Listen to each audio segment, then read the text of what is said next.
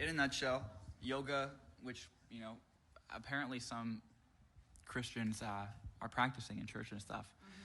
Like churches having like women's yoga classes and stuff. So the word yoga means union, and union, it's referring to the spiritual goal and agenda of yoga, the word union. What they mean is that there's a universal impersonal spirit called Brahman, which is this force in the universe and the substance of reality, the substance of the universe. And the goal of yoga is to bring your individual self into union with this universal consciousness, this impersonal field of consciousness, where you recognize that your personal sense of self, your Atman, as they would call it, is ultimately Brahman, is ultimately God. It's ultimately an expression of this oversoul of the universe. And so when you reach this state of consciousness of realizing that, they call that moksha. So the entire goal of yoga is moksha, which is a state of being conscious that you are essentially God. Well, it's essentially what it is. So, yeah. So, what would you say to a Christian who says, "Yeah, but I'm just doing the stretching"? Yeah.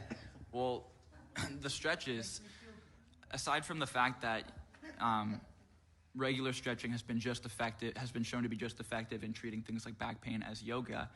The issue with yoga, one issue is that it's idolatry, because the positions that you're doing in yoga, they're meant to honor the sun, the moon, pagan deities, the polytheistic gods of Hinduism. They're named after polytheistic gods of Hinduism.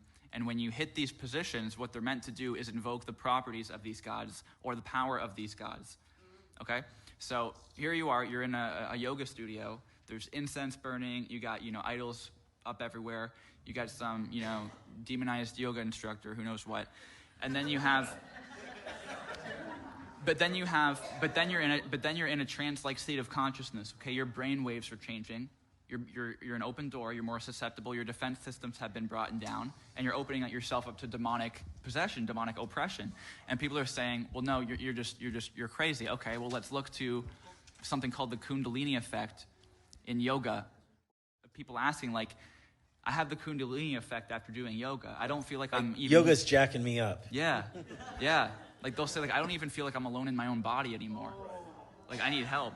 And the reason why is because you're getting demons, and proof of this is in Hinduism, there's something called siddhis. There's primary and secondary siddhis, which are meant to be essentially consequences of practicing yoga. When you practice it properly, an effect of that will be a primary siddhi or secondary siddhi, such as the secondary ones would be being able to revisit the past lives of the gods and like see in trance what they did, being able to leave your body and go into another person's body, okay? Being able to read another person's mind. So yogic traditions tell us that when yoga is done properly, the way it's supposed to be done, you're going to be able to do things that the Bible tells us are only possible with demonic power. Okay? Right. And you're going to feel messed up.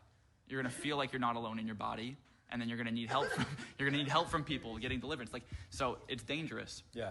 You're just opening up the door to the demonic. Yeah, you're opening up the door to the demonic, and you can't separate it from its theological spiritual roots. The whole purpose of yoga, it's not stretching. It's psycho-spiritual. It's moksha. It's another one is samsara. It's leaving this cycle of death and rebirth, leaving the cycle of reincarnation. And you do that by reaching a certain level of consciousness, a certain state of self-awareness of yourself as the creator, and now you no longer have a need to reincarnate. So those are the two goals of yoga. It's not just to go get fit and,